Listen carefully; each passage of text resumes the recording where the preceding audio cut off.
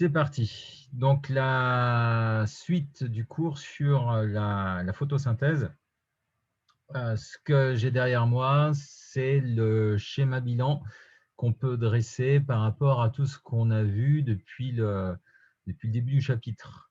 Depuis l'organe, la feuille qui capte la lumière, en passant par le tissu. Donc là, on change d'échelle.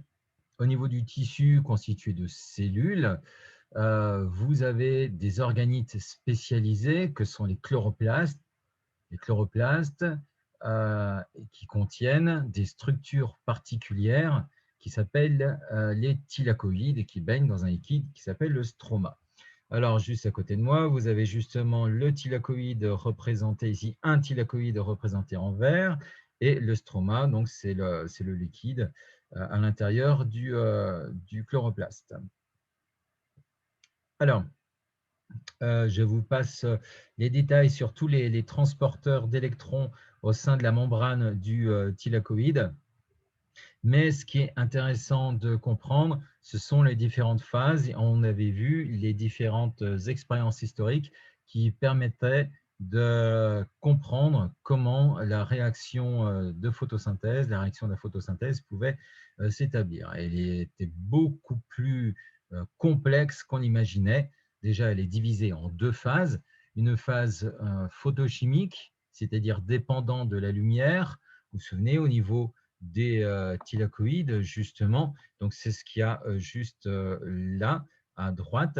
Et une autre phase, une phase chimique, biochimique, qui est, elle, qui se déroule dans le stroma et qui n'est pas dépendant de la lumière. Yep. Vous avez ici, je me décale, voilà, vous avez donc en bleu les réactions d'oxydation et en rouge les réactions de réduction. En vert, les flèches qui permettent de comprendre le trajet des électrons. Donc, on avait vu une première réaction d'oxydoréduction au niveau de la photolyse de l'eau. Et les électrons, par conséquent, étaient acceptés et récupérés par des molécules acceptrices d'électrons, des coenzymes réduits. Et vous aviez également aussi production d'ATP. Et lors de la deuxième phase de la photosynthèse, une autre réaction d'oxydoréduction, où cette fois-ci, les coenzymes réduits ne l'étaient plus. Et l'ATP était cette fois-ci utilisé dans un ensemble de réactions, ce n'est pas une réaction, mais un ensemble de réactions que constitue le cycle de Kelvin-Benson, où vous aviez non seulement donc, incorporation de la molécule de CO2 dans ce cycle, avec différentes molécules, et avec l'acide phosphoglycérique notamment, qui viennent suite de réactions se transforment en triose phosphate, c'est-à-dire des glucides à 3 atomes de carbone. Ce qui est important de comprendre, voilà, c'est le fait qu'on ait des molécules carbonées, et ces molécules carbonées sont recyclées. Voilà, notamment le ribulose biphosphate qui est intégré dans ce cycle. Ribulose biphosphate en présence de CO2, ça donne l'acide phosphoglycérique. Et donc, on voyait ça avec l'expérience de Kelvin-Benson, donc en fonction de la disponibilité en CO2. Si on a du CO2, eh bien, on peut produire de l'acide phosphoglycérique qui peut produire du triphosphate. En revanche, le cycle est bloqué s'il n'y a pas de lumière. Pourquoi? Parce qu'il faut nécessairement de la lumière pour créer des coenzymes réduits, des molécules acceptrices d'électrons, pour pouvoir passer à la phase suivante. S'il n'y a ni ATP ni coenzyme réduit, eh bien, en quel cas, le cycle de Benson ne peut plus, de Kelvin-Benson, ne peut plus continuer. Qu'est-ce qu'on fait avec les phosphate? Eh ben, c'est ce qu'on va voir, par la suite. Donc là, ce qui est intéressant, c'est de voir une vue d'ensemble. Sans parenthèse, c'était un schéma bilan d'un ancien livre, en fait, du livre lorsque j'étais élève en SVT, en spécialité SVT. Voilà, c'était en 99. J'ai passé mon bac en 1999. Et donc, c'était ce genre de schéma bilan qu'on avait. Vous voyez qu'en fait, ça ne change pas grand-chose. Les termes sont toujours les mêmes. Je passe juste sur ce qui se passe au niveau de la membrane d'éthylacoïde. Voilà. Oui, oui, il n'y a pas de souci pour le retard, t'inquiète pas. Et merci pour l'envoi de l'oral blanc que tu as effectué. Voilà. Donc, je le répète, hein, vous pouvez m'envoyer quand vous voulez vos enregistrements de 5 minutes pour répondre aux problématiques que vous avez choisies. Le but vraiment, c'est de s'exercer pour le grand oral et de vous voir évoluer. Je reviens à mon chapitre. Ça, c'est le cours que je vous ai donné avec en haut la phase donc non photochimique, c'est-à-dire la phase que l'on peut qualifier de biochimique ou phase chimique de la photosynthèse, où justement on utilise ces coenzymes réduits. Là, ici, alors, soit vous voyez NADPH2, soit vous voyez RH2, peu importe.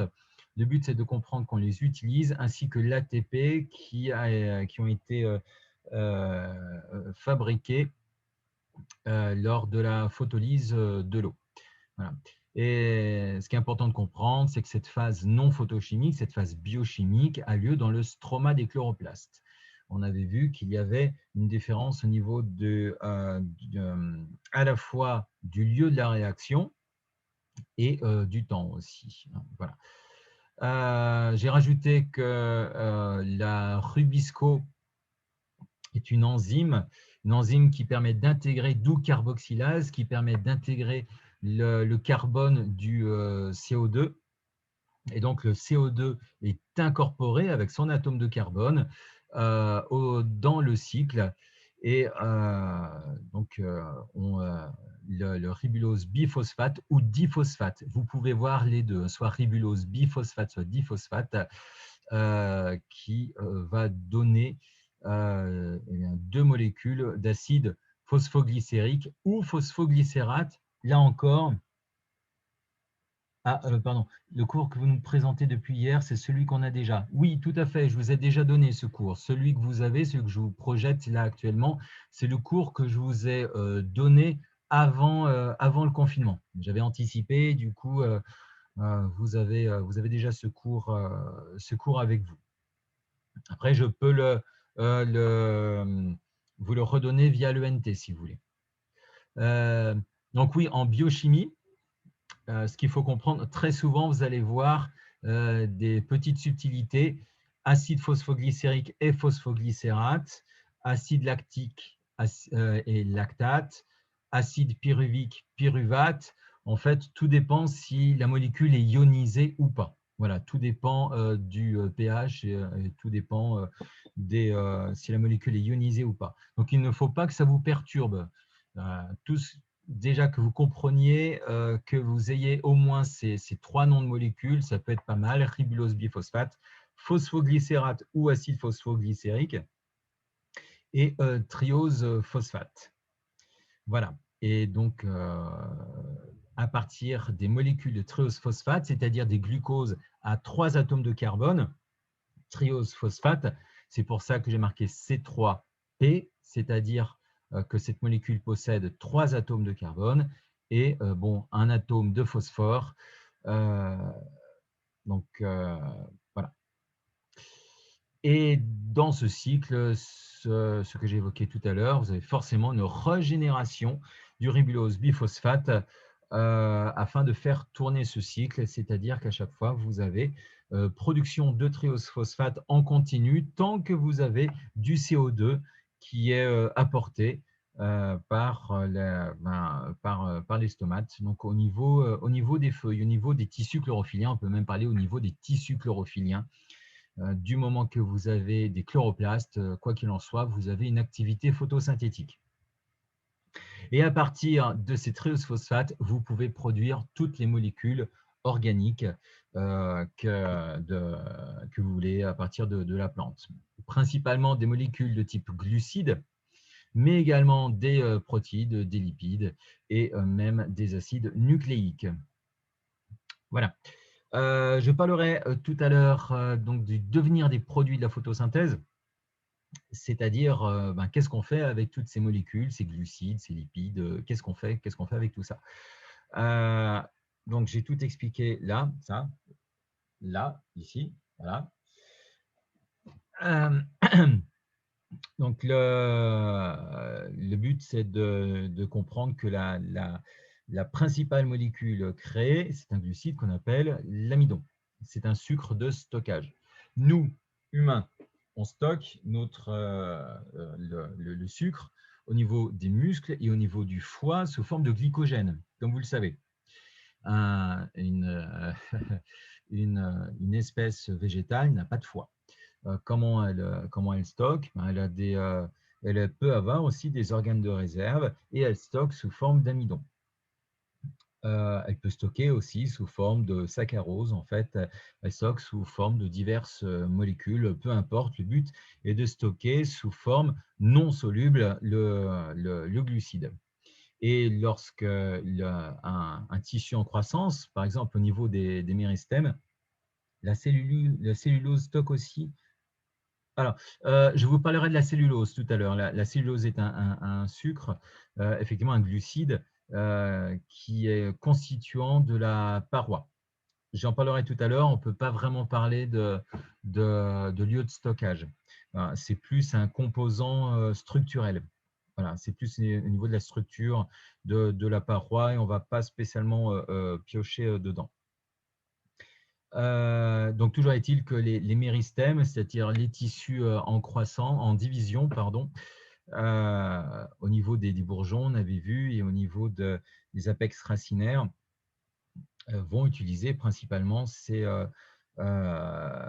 eh bien, ces glucides, source d'énergie.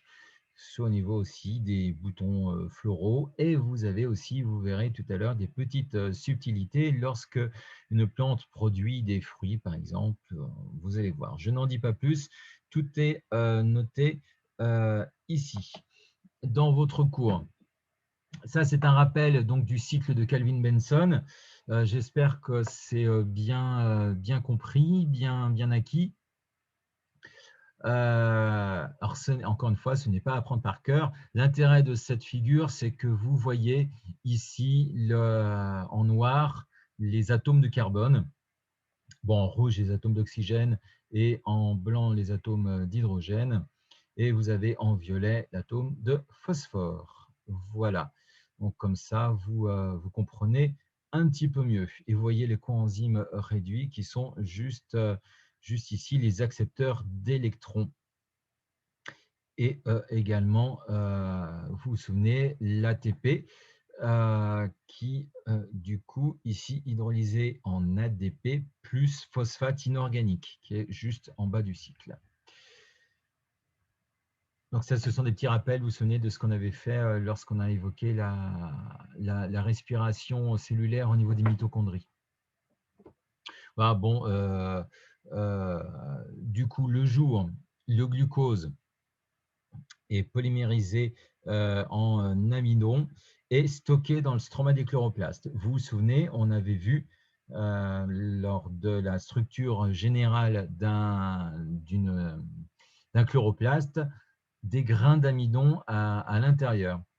Pourquoi? Parce que donc, ce glucose issu des trioses phosphates peut être stocké dans le stroma des chloroplastes. Et la nuit, c'est-à-dire en absence de lumière, cet amidon-là est hydrolysé et le glucose peut ensuite être exporté vers les zones demandeuses, ce que j'ai expliqué tout à l'heure, comme par exemple les méristèmes.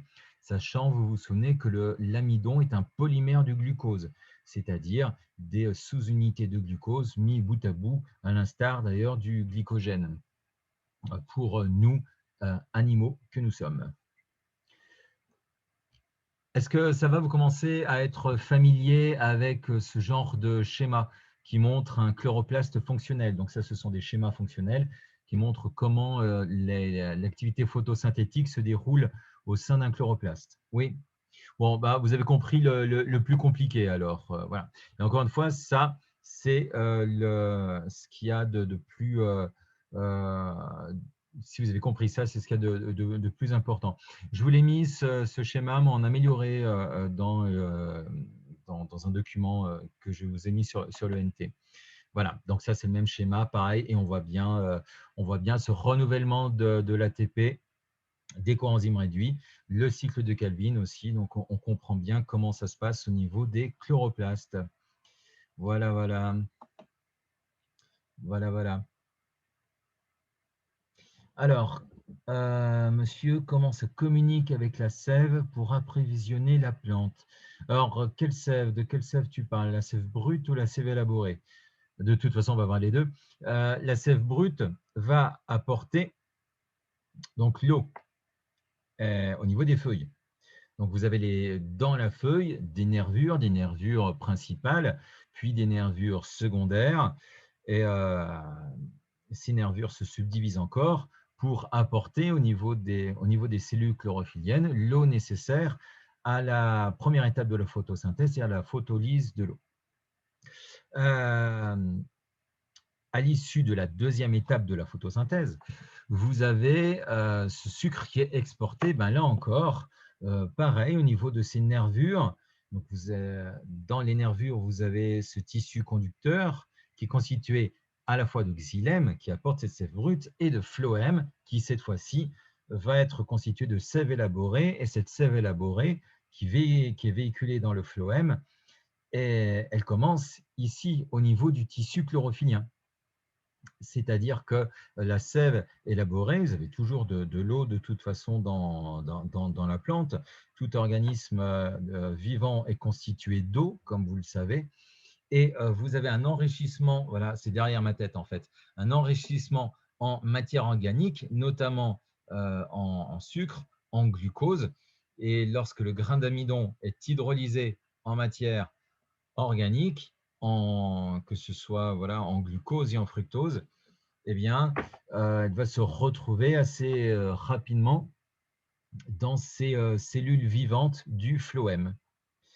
Et la sève élaborée enrichit, du coup, cette sève qui est enrichie en matière organique issue de la photosynthèse, donc, au niveau d'abord des nervures de la feuille, puis des tissus dans les rameaux, dans les tiges, eh bien, cette sève va être véhiculée dans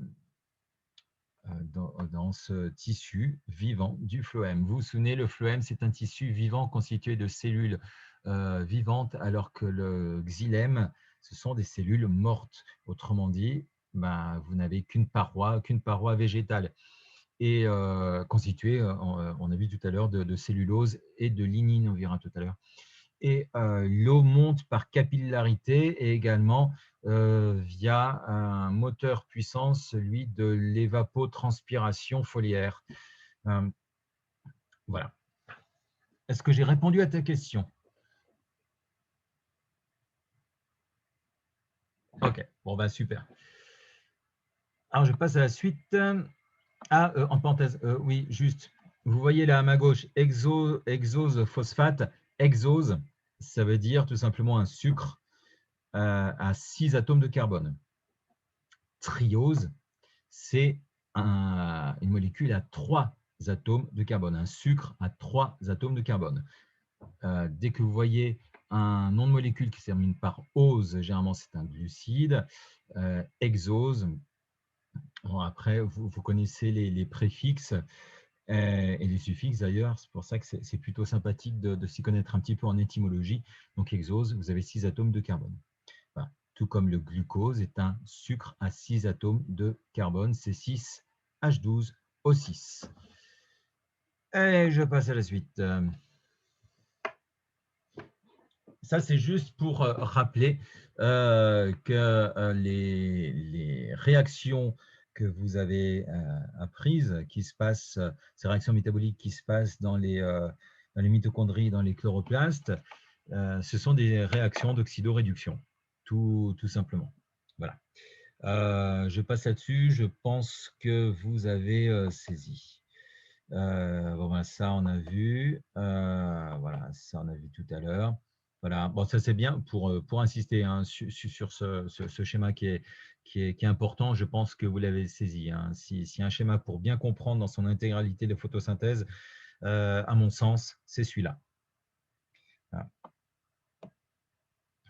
Donc, du coup, si on complète, voilà, histoire de voir si c'est bien compris. Alors, qu'est-ce qu'on pourrait écrire? Alors, malheureusement, via cette plateforme de visioconférence, je ne peux pas écrire, mais qu'est-ce qu'on mettrait tout en haut à gauche?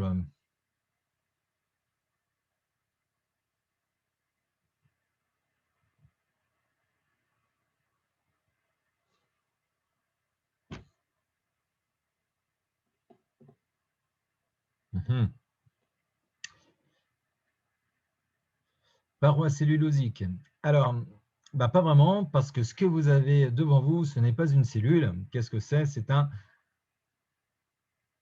chloroplaste. Donc, paroi du chloroplaste ou double membrane du chloroplaste, effectivement, cela me paraît beaucoup plus approprié. Tout à fait. Euh, voilà. Ensuite, voilà, tout à fait.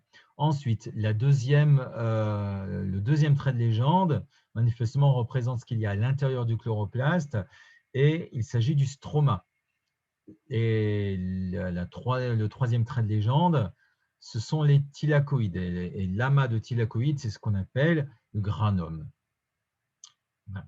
Alors, à gauche, manifestement, vous avez une première réaction. Alors, on peut être toujours critique hein, avec les documents. Si on veut être critique avec celui-là, bon, outre le fait qu'il n'y ait pas de titre, l'énergie lumineuse, personnellement, je l'aurais mise de l'autre côté. Je l'aurais mise à gauche pour bien montrer que cette première réaction chimique se réalise en présence de lumière. Donc, c'est marqué oxydation. Je vois dans le fil de discussion. Oxydation, oxydation de quoi? Ce n'est pas assez précis.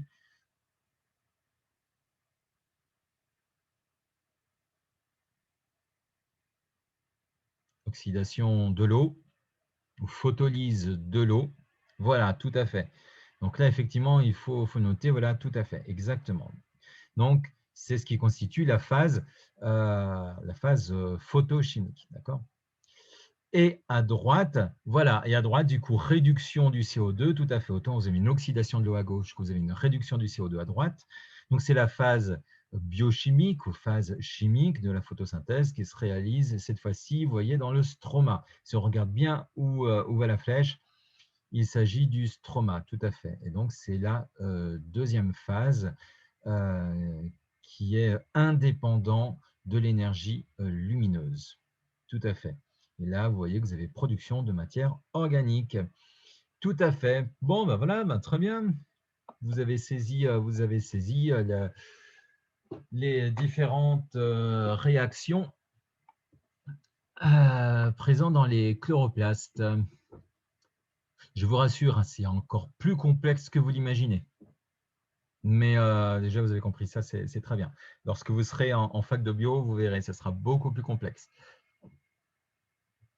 C'est Platon, je crois, ou Socrate, je ne sais plus, qui disait que je sais que je ne sais rien. Voilà, il y a toujours plein de subtilités, il y a plein de choses qu'on ne sait pas encore. Alors, justement, tu parlais tout à l'heure de cellulose. Ben voilà, la synthèse de cellulose. Vous voyez ici la membrane plasmique d'une cellule végétale. On n'est pas au niveau de la paroi, on est au niveau de la membrane plasmique. Toute cellule possède une membrane plasmique qui la délimite. Toujours, toujours, toujours. Là, vous voyez, là, juste en dessous, voilà, là où il y a mon doigt, c'est le cytoplasme. Donc, on est à l'intérieur de la cellule. Au-dessus, on est à l'extérieur. On est à l'extérieur de la cellule. D'accord? On est dans le milieu extracellulaire. Le cytoplasme, c'est le milieu intracellulaire. D'accord? La membrane plasmique, vous vous souvenez, vous avez vu ça en enseignement scientifique en première, est fluide, hein, c'est une bicouche lipidique de phospholipides, je ne sais pas si vous vous souvenez, et de quelques protéines. Donc, c'est une mosaïque de molécules qui fluident, c'est-à-dire qui se déplacent. Après, peu importe. Ce qui nous intéresse, c'est de voir que vous avez manifestement une enzyme de nature protéique, une protéine transmembranaire, et cette protéine, appelée cellulose synthase, a pour fonction, manifestement, de synthétiser la cellulose. La cellulose, c'est également un polymère du glucose, c'est-à-dire que les molécules de glucose qui sont présentes dans le cytoplasme, dans le milieu intracellulaire, vont être, grâce à cette enzyme transmembranaire, mis bout à bout. Des liaisons vont être créées entre ces sous-unités de glucose pour former ces fibres de cellulose. Vous voyez la microfibrille de cellulose. Et cette cellulose, petit à petit, va constituer la paroi à l'extérieur de la cellule. Et là, vous comprenez pourquoi la paroi végétale est à l'extérieur de la cellule. Et donc, c'est une paroi constituée de cellulose, d'où paroi cellulosique. Je préfère, c'est personnel, je préfère le terme de paroi cellulosique plutôt que paroi végétale, vu qu'on comprend mieux la nature de la paroi. Est-ce que vous avez du coup compris donc l'une des fonctions de ces molécules organiques qui sont synthétisées lors de la photosynthèse? Donc, l'une des fonctions, c'est de créer, fabriquer, synthétiser, produire, bon, vous avez compris, la paroi de la cellule végétale à l'extérieur de la cellule. Toute cellule végétale possède une paroi. Et vous vous souvenez, en seconde, vous aviez observé des cellules végétales, notamment des cellules d'oignon rouge, des cellules d'élodée, des cellules de poireaux, des cellules de pommes de terre, quoi d'autre encore, généralement. C'est déjà pas mal. C'est déjà pas mal. Lorsque vous aviez utilisé pour la première fois au lycée le microscope. Alors, vous voyez ici justement ces parois végétales. Mais on ne voit plus la cellule. Où est-elle passée? La cellule est morte. Pourquoi? Parce qu'il s'agit ici de vaisseaux du xylème. Vous vous souvenez, ce tissu qui sert au transport de la sève brute. Alors, au départ, c'était des cellules vivantes, certes, mais après, ça n'est plus. C'est le principal constituant du bois. Vous vous souvenez, le bois dans un tronc d'arbre, voilà, le bois, c'est quoi? C'est du xylème. D'ailleurs, xylo, ça veut dire bois en grec. C'est pour ça qu'il y a un X et un Y. Un xylophone, xylophage. Bon, bref. Et vous voyez également paroi riche en lignine. Qu'est-ce que c'est? C'est un autre constituant, cette fois-ci, qui est beaucoup plus solide, mais qui est également issu des triose-phosphates, c'est-à-dire des molécules issues de la photosynthèse. La lignine va permettre la rigidité du xylème et donc du bois. Et par conséquent, étant donné que vous avez des vaisseaux qui deviennent rigides, un tissu rigide, eh bien, il devient solide et le port dressé peut être réalisé. Vous avez ici les séquoias. Des séquoias, vous connaissez, mais c'est l'arbre le plus haut du monde, le séquoia. Rectification, pas tout à fait. Alors oui, effectivement, actuellement, l'arbre le plus haut du monde est un séquoia. Mais dans la capacité même de l'arbre, il y a un autre arbre qui le surpasse, qui le dépasse, qui est capable d'être plus haut encore. Il s'agit du pin douglas. Vous vous souvenez, j'en ai parlé hier. des pins douglas qui sont plantés, étant donné qu'on est à Neuville, dans la métropole lyonnaise, pas bien loin, dans le Beaujolais vert, et même sur les hautes montagnes du Beaujolais, au niveau du Mont Saint-Rigaud, par exemple, eh bien, vous avez pas mal de pins douglas qui sont plantés. Et les plus hauts arbres du Rhône se situent là-bas vers Claveysolles, dans le Beaujolais, dans la vallée de la Zergue. Le baobab est une plante ou un arbre? Ah, alors, du moment qu'il y a un tissu ligneux, justement, on parle de lignine, et on parle de plantes ligneuses, et à ce moment-là, on peut parler d'arbre. Donc, c'est un arbre. En revanche, le bananier euh, n'est pas véritablement un arbre, c'est une grande herbe. Ça peut paraître bizarre, mais le bananier est une herbacée, c'est une grande herbe. Voilà. De la famille des musacées. Voilà. Et donc, ça m'amuse assez. Voilà, voilà. Bref, désolé. Non, du moment que vous avez de la lignine, on peut parler donc alors même d'arbustes aussi, hein, arbustes, arbres, vu que le tissu est beaucoup plus solide et le port dressé. Dès que vous avez un port dressé, eh bien, vous avez une structure arborescente en fait. Est-ce que c'est creux à l'intérieur? Alors, ce sont les graminées qui possèdent une tige creuse et pas spécialement toutes les herbacées. Donc c'est un peu compliqué en fait. Les feuilles s'enveloppent. C'est assez compliqué. Vous avez une autre plante d'ailleurs, enfin je pourrais en parler pendant des heures, qui est aux serres, dans les serres du parc de la Tête d'Or. Bon, là c'est à plus de 10 km, donc vous ne pourrez pas spécialement y aller maintenant. Qui s'appelle le Ravenala, et qui est l'arbre du voyageur. On va dire que c'est une famille voisine des musacées, du bananier. Et c'est assez rigolo parce qu'elle recueille de l'eau. Donc, est-ce que les tiges sont creuses? Faudrait que je vérifie.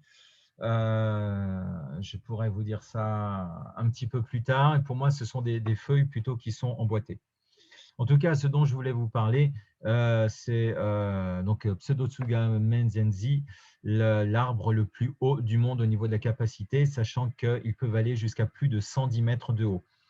Voilà, 110 mètres, c'est, je crois, l'actuel séquoia, je ne sais plus si c'est en Californie ou dans le Nevada, je ne me souviens plus exactement, ou dans l'Oregon.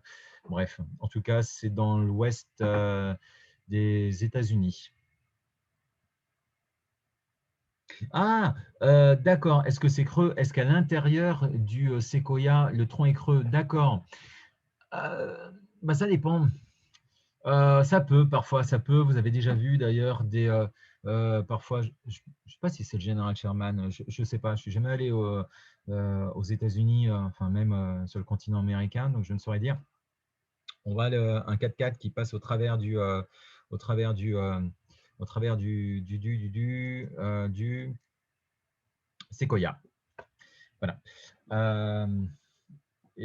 Donc, ça peut être creux, comme parfois, vous avez certains arbres qui sont creux. Pourquoi? Parce que le bois, justement, le xylème, est un tissu mort. Et le tissu vivant, il est tout autour, en périphérie de l'arbre. Donc, ce n'est pas bien grave. Alors, il faut juste qu'effectivement, bah, s'il est creux euh, parce que, je ne sais pas, des maladies, des insectes xylophages, euh, il peut perdre, on va dire, euh, comment dire, il peut tomber, quoi, tout simplement. Voilà. Alors, attendez. Hop, hop.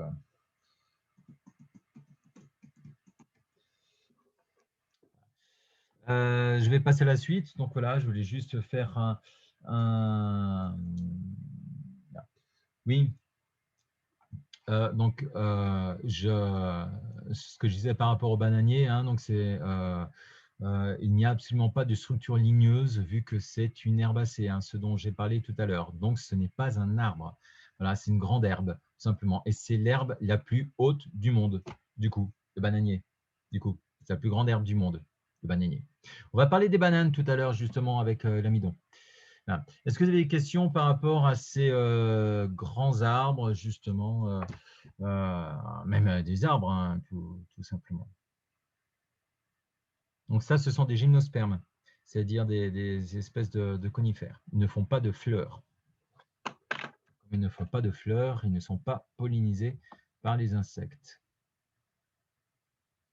Pas des insectes pollinisateurs, type abeilles, etc. Voilà. Juste pour vous montrer, voilà, vous voyez Notre-Dame de Paris, voilà, bon, avec sa flèche, certes. Et vous voyez le séquoia, là, juste à côté, à droite, pour vous donner une petite idée de la taille. Ça va jusqu'à voilà, plus de 100 mètres, hein, plus de 100 mètres de haut. Et je vous ai parlé donc des gymnospermes à l'instant. L'arbre angiosperme, c'est-à-dire qui fait des fleurs le plus haut du monde, qui a la capacité à être très grand, ce sont les eucalyptus. CF, les eucalyptus en Australie qui sont en train de cramer. Hein.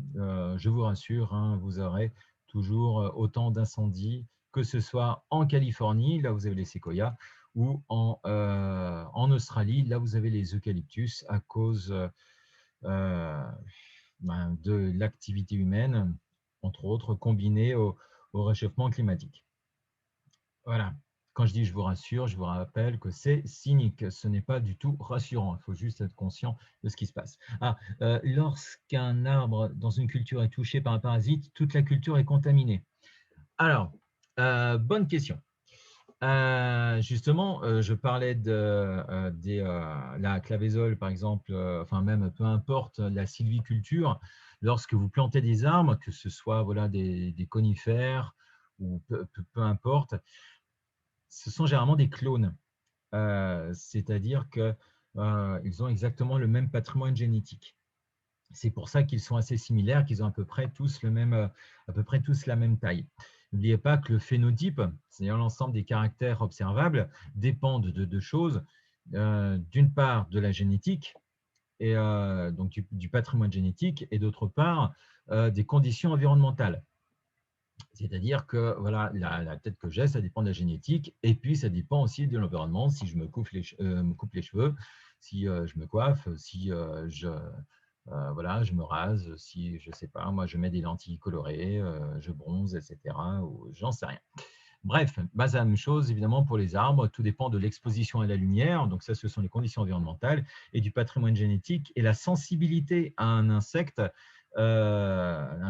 parasite, par exemple un parasite, dépend du patrimoine génétique. Et si, pour la sylviculture, ce qui est beaucoup plus simple, on plante différents clones, ce sont tous des clones, si une espèce dans la culture est touchée, très vite, effectivement, le parasite se propage. Et ça, c'est un souci. Et c'est un autre souci également, lorsque vous avez des tempêtes, donc généralement les tempêtes en hiver, hein, vous savez que vous avez vu en enseignement scientifique que nous aurons des phénomènes météorologiques de plus en plus fréquents et violents. Le fait d'aligner les arbres, dès que vous voyez des forêts avec des arbres alignés, hein, c'est simple, c'est une forêt artificielle. Hein. De toute façon, la très grande majorité des forêts en France sont artificielles. Bien alignées, ce sont des arbres plantés par l'homme et ça constitue des couloirs pour le vent et malheureusement, les arbres sont assez vite déracinés. Voilà. Voilà pour la petite parenthèse pour la sylviculture. Je vais avancer, mine de rien, parce que je vois l'heure qui avance. Vous avez cours à 14 h? Ou pas du tout? Est-ce que quelqu'un a cours du coup, comme il y a plusieurs classes? Lina, d'accord. Ok. Ah, ok, ok. Bon, je me dépêche. Qu'est-ce qu'on fait également avec ces glucides? Eh bien, ils peuvent être stockés sous forme d'amidon. Exemple, ben, la pomme de terre.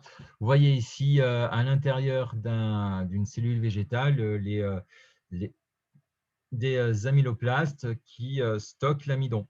Lorsque la plante germe, eh bien, vous avez du coup ben, l'amidon qui est puisé par la plante, puisque c'est une réserve de glucose. Hein.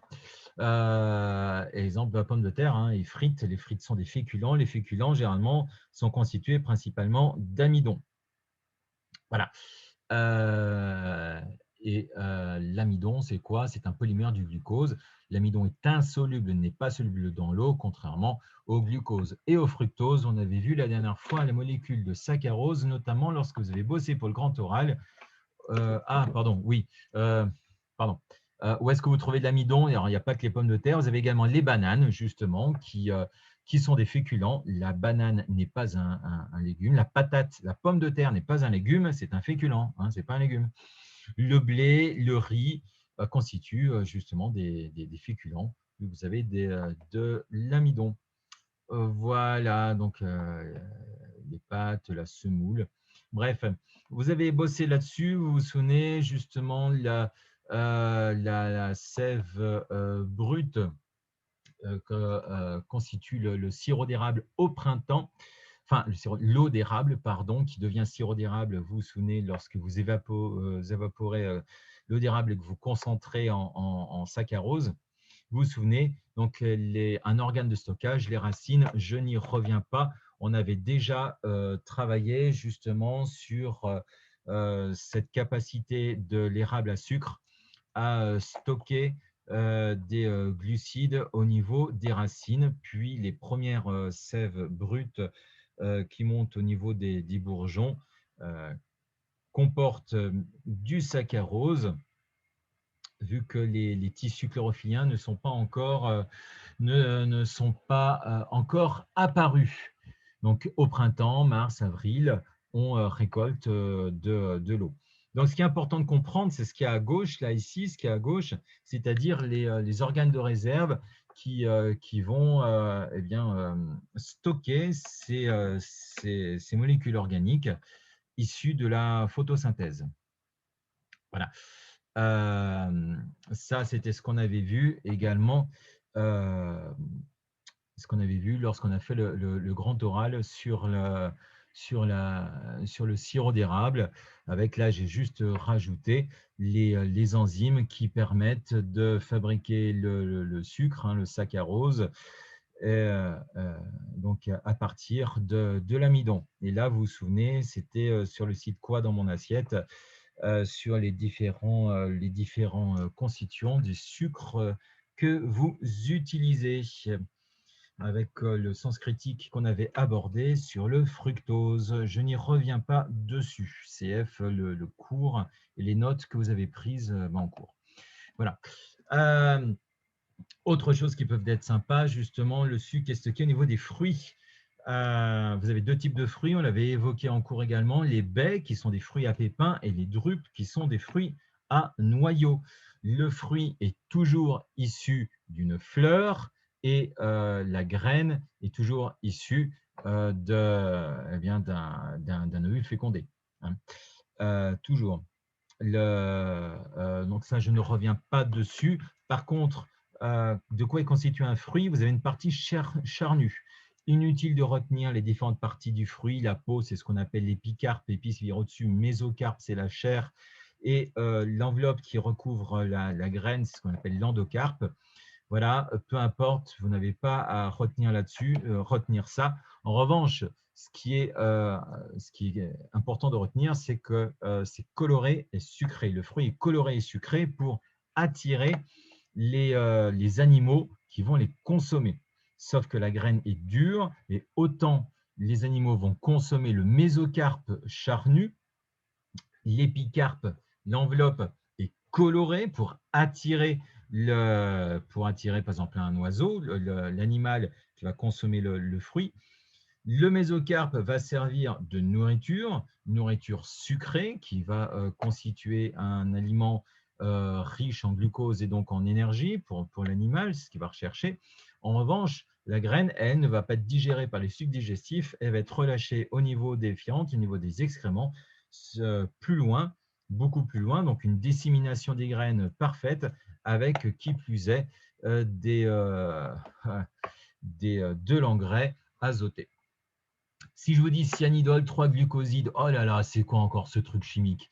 Ouais, il ne faudrait pas, il faut l'interdire ce truc-là. Non, bien sûr que non. Le cyanidol 3-glucoside, autrement appelé cyanidine, c'est tout simplement le colorant rouge, le pigment rouge, pas colorant, le pigment rouge. C'est ce qu'on appelle un anthocyanoside. Et c'est ce qui colore votre cerise. Voilà, ce sont des pigments que vous trouvez dans la nature, qui sont responsables de coloration rouge, bleue, violette des fruits.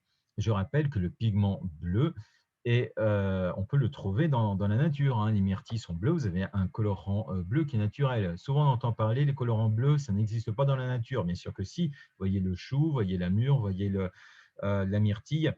En parenthèse, à gauche, une coupe de myrtille. La myrtille est une baie, alors que la mûre et la framboise, c'est une polydrupe. Ce sont plusieurs fruits ensemble. On l'avait vu en cours, donc c'est une polydrupe, c'est-à-dire plusieurs drupes accolées. Et donc, ça, j'ai évoqué justement à quoi ça sert aux fruits d'être colorés grâce à ces anthocyanosides, à ces pigments, et bien, tout simplement à attirer les consommateurs pour pouvoir disséminer les graines. Et ça, c'est plutôt sympa pour éviter la consanguinité. On utilise des organes qui stockent du sucre pour notre consommation personnelle, hein. Notre sucre, c'est principalement issu de la betterave sucrière. On est le premier producteur européen, nous, la France, de betterave sucrière. Alors, le premier producteur de sucre par rapport à la canne à sucre, c'est le Brésil, notamment le sud du Brésil. Voilà.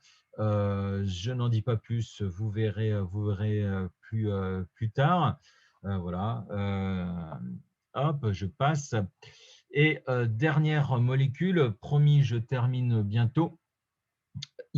Pareil, hein, qui est issu des trioses phosphates, ce sont les tannins. La particularité des tannins, c'est qu'ils sont antibactériens, antifongiques. Autrement dit, ils protègent la plante des attaques parasites. Et ça, c'est plutôt sympathique. Et là, ce que vous voyez, c'est tout simplement le fait de tanner les peaux pour fabriquer du cuir. Voilà, on utilise justement les tanins. Voilà. Et par conséquent, là, vous voyez une belle charpente. Bon, là, justement, il parle de Notre-Dame de Paris. Bref, peu importe, les charpentes sont généralement composées de bois riches en tanins car elles résistent aux attaques de champignons qui décomposent le bois. Et c'est plutôt sympathique. Voilà, ces tanins également qui empêchent les herbivores d'attaquer la plante. Là, vous voyez par exemple des koudous, des antilopes koudous qui ont du mal à se nourrir de feuilles d'acacia, vu que plus la feuille est riche en tanins et plus les koudous vont être malades, voire mourir. Effet très rigolo. Les plantes peuvent communiquer entre elles via un gaz qui s'appelle l'éthylène. Et lorsqu'une plante est un acacia, cet acacia-là, pas toutes les plantes, cet acacia-là est agressé par un koudou qui mâchouille ou une girafe, peu importe, des feuilles, il va sécréter un gaz, l'éthylène, qui va par conséquent stimuler la production de tanins chez les autres espèces végétales à proximité. J'ai parlé des couleurs. Alors, en parenthèse, j'ai enregistré le cours, donc ceux qui souhaitent partir parce qu'ils ont un cours, vous pouvez. J'ai enregistré le cours et je vous le mettrai, je le mettrai en ligne. De toute façon, j'ai bientôt terminé. Donc, j'ai parlé des anthocyanosides, justement, qui permettent non seulement de colorer les fruits, mais également les fleurs pour attirer, cette fois-ci, non pas les animaux consommateurs de fruits, mais les insectes pollinisateurs ou les oiseaux pollinisateurs, CF les colibris. Autrement dit, les animaux pollinisateurs qui sont capables de voir les couleurs. Voilà. qui sont capables de voir les couleurs, oui. Je rappelle également que les mammifères ne voient pas spécialement bien les couleurs. La plupart des mammifères sont nocturnes, hein. Nous sommes des mammifères diurnes, donc nous, on voit les couleurs. En revanche, les mammifères ont un flair plutôt développé et vous prenez par exemple les framboises, ça va être surtout l'odeur de la framboise qui va attirer les animaux qui vont disséminer les graines. Bref, toujours est-il que les pigments, donc issus également, hein, je rappelle, des trioses-phosphates, euh, produits de la photosynthèse, sont responsables du fait d'attirer les animaux pollinisateurs et disséminateurs, ce qu'on appelle la zoochorie lorsque vous disséminez les graines via les animaux, et zoogamie lorsque vous avez des animaux pollinisateurs, entomogamie lorsque ce sont des insectes. Voilà, donc ça, on a vu. Petit rappel de physique, je ne sais pas si vous vous souvenez ce que c'est qu'un pigment. Un pigment a la capacité d'absorber donc certaines longueurs d'onde et donc d'en renvoyer d'autres par conséquent, parce que vous avez des doubles liaisons, une alternance de liaisons simples et de liaisons doubles. Vous avez vu ça en physique, non?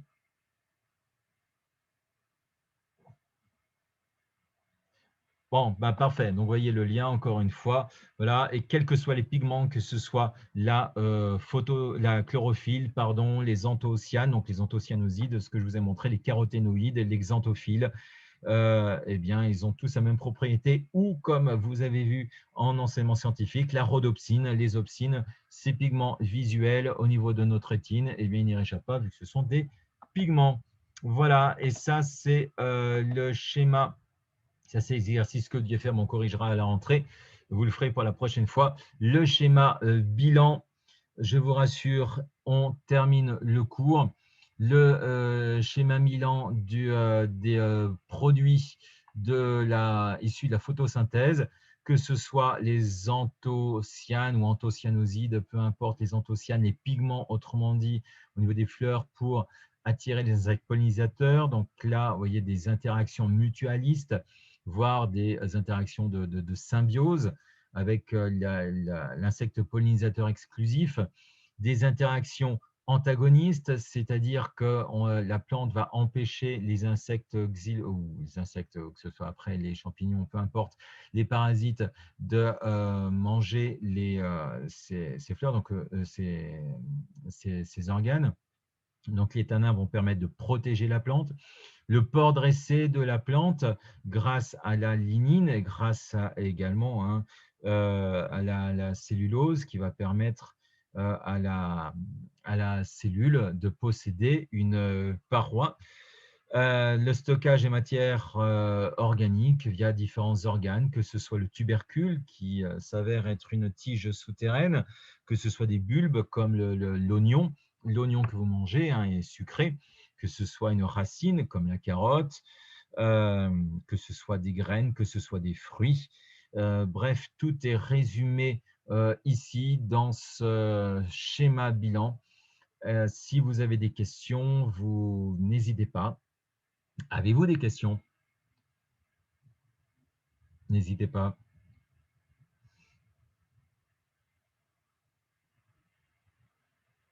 Non, manifestement. Au pire, vous pouvez me les... c'est tout bon, si vous avez tout compris. Bon, c'est une partie qui n'est pas spécialement compliquée à comprendre. Je pourrais vous en parler pendant des heures. Est-ce que la cellulose est une paroi protectrice? C'est une paroi qui, disons qu'on va rigidifier quelque peu la paroi, donc c'est une forme de protection, oui. La lignine est beaucoup plus protectrice. Vous vous souvenez du tissu comme le sclérenchyme ou le cholenchyme, lorsque vous avez de la lignine en plus. Donc oui, c'est une paroi protectrice. Et si on rajoute de la lignine, vous gagnez encore plus en solidité et notamment en rigidité. Donc oui. Voilà, donc vous avez tout qui est ici. Je considère que désormais, vous avez pas mal de connaissances vis-à-vis de la photosynthèse pour comprendre où elle se déroule, comment elle se déroule, pourquoi elle se déroule. Voilà, on va dire pourquoi dans le sens qu'est-ce qu'on fait avec les produits issus de la photosynthèse. Voilà, sachant que bien évidemment, je ne l'ai pas dit, mais je le répète, hein, le glucose issu de la photosynthèse est également utilisé lors de la respiration cellulaire au niveau des mitochondries, vu que les cellules végétales possèdent également des mitochondries. Donc, je vais poster également ce cours, donc qui fait à peu près 1 heure de toute façon. Voilà. Et si vous avez des questions, n'hésitez pas. Je vous laisse m'envoyer vos enregistrements du grand oral par rapport aux problématiques que vous avez choisies. Et puis voilà, donc quand vous pouvez, vous faites au mieux. Voilà, je vous laisse aller en maths, en cours de mathématiques. Voilà, passez de bonnes vacances. Prenez bien soin de vous, s'il vous plaît. Voilà, faites attention au virus. Prenez les mesures qui s'imposent, notamment en respectant les gestes barrières. Voilà. Ah, oui, oui, tout à fait. Voilà, je vous donnerai, il y a pas de souci. Voilà, je vous transmettrai tout ça. Il n'y a pas de souci. Bon, on va passer de bonnes vacances. Ah oui, petite question, oui. Dis-moi, Céline.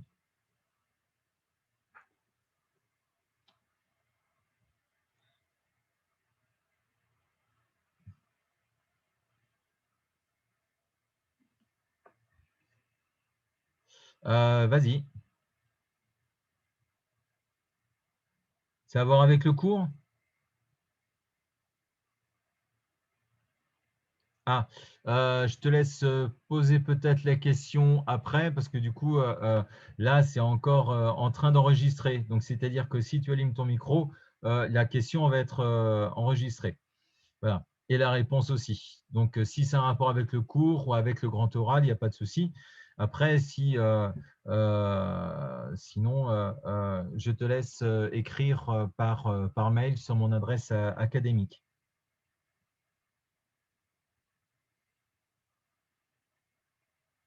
Passez une bonne journée, merci beaucoup. Passez de bonnes vacances. De rien, au revoir.